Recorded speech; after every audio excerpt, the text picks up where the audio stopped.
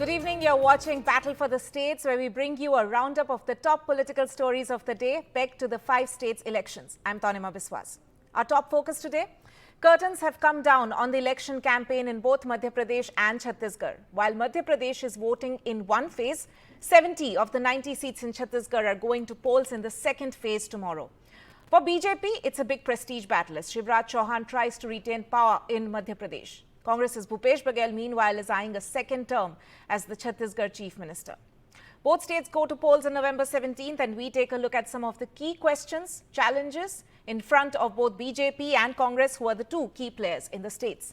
And to discuss this with me, I'm joined by Mr. Madhavan Narayan, senior journalist. Thank you so much, Mr. Narayanan, for joining us on the broadcast. And to begin with, I just wanted to ask you about the way both parties have actually gone about campaigning in the states. How do you see the BJP and the Congress having campaigned in Madhya Pradesh to begin with?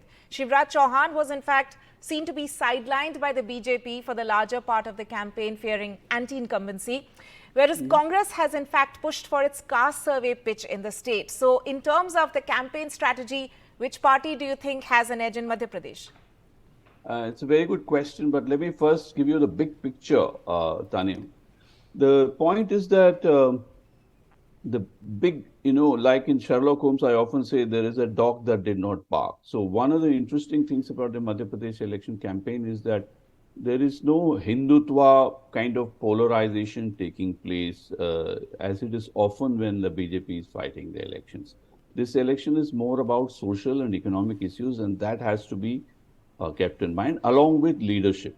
So leadership, you mentioned very correctly that for all practical purposes, Shivraj Chauhan has been, not sidelined, but sort of shown his place, because it is abundantly clear that if the BJP wins, he's unlikely to be the chief minister. I mean, that seems very unlikely to me, because there's a general elections ahead in 2024, and they might like to go with a fresh pace in the election. Having said that, yes, the caste survey is very important, because that is being used by Rahul Gandhi and the Congress to essentially shift the agenda in the state from, some of the religious issues or other issues to give an edge, because the OBCs, the other backward castes, are playing an important role in elections across the country. And Congress wants to pitch it in Madhya Pradesh, although it is more relevant perhaps in Bihar or Karnataka. Now, the interesting thing is both BJP and Congress have converged with each other on a lot of economic issues related to women and farmers and economic handouts.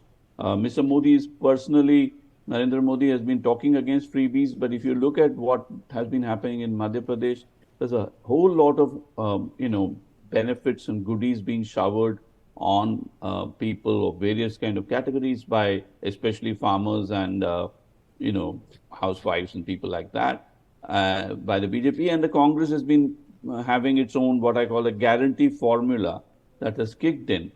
And of course, it has, internal leadership issues of its own, which is often overlooked. There is Kamal Nath and there is Digvijay Singh, and that Jyotiraditya Sindhya already moved out of the Congress to the BJP, which showed that Madhya Pradesh is a state in which both the BJP and Congress have internal leadership problems that actually surface only when they win. The big question is whether there is an anti-incumbency wave in Madhya Pradesh, and if I want, I can, I would like to stick my neck out and say Shivraj Singh Chauhan's performance, in contrast to, let's say, UP, where the BJP has been going to town with a double-engine Sarkar pitch. In Madhya Pradesh, the leadership is relatively weaker, and to that extent, there is an anti-incumbency factor that might help the Congress.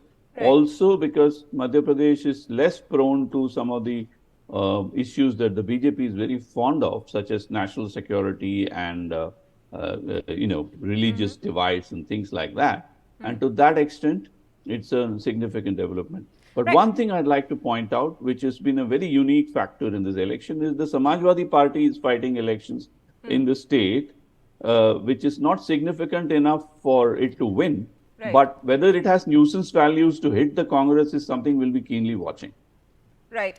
That could be the outside factor there, which could trouble Congress to begin with. But coming to Chhattisgarh, sir, how do you see what is the main challenge? Because all the opinion polls and surveys that we have seen so far seem to be giving Bhupesh Baghel the edge. But the flurry of investigations in the state, and in one particular case, a particular scam being directly in a way linked to him, is that something which is going to dampen the chances for Congress? And we can see BJP is going all guns blazing at him on this issue. It's a very interesting question because that's this Mahadev app related mud that has been thrown at Bhupesh Baghel. It happened 1 week before the election, and therefore it's a last ditch attempt by the BJP to try and dislodge Baghel, because on other issues the Congress seems to have a natural edge in the state because 30% almost of the population are tribals and about 50% almost are farmers, and Congress has been showering goodies on paddy farmers, and therefore between OBCs, farmers and tribals, it looks like a home ground advantage. Let me use the World Cup cricket analogy or metaphor right now to underline the point. So to that extent, Congress seems to have an edge. And the fact is that Bhupesh Baghel and Raman Singh of the BJP both are sort of gentlemen politicians by Indian North Hindi belt standards. And to that extent, the kind of allegations that he's facing don't look strong enough to make a late swing in the elections, because it's come too late, and it is a sort of a it's a rhetoric factor for the BJP and Mr. Modi to hit hard. Right. Whether it will sink in, the time available for BJP to make that point, the fact that there has been no trial in the case and only allegations, make it relatively less. But it's a differentiator for the BJP because both parties are competing on other issues such as economic benefits to farmers.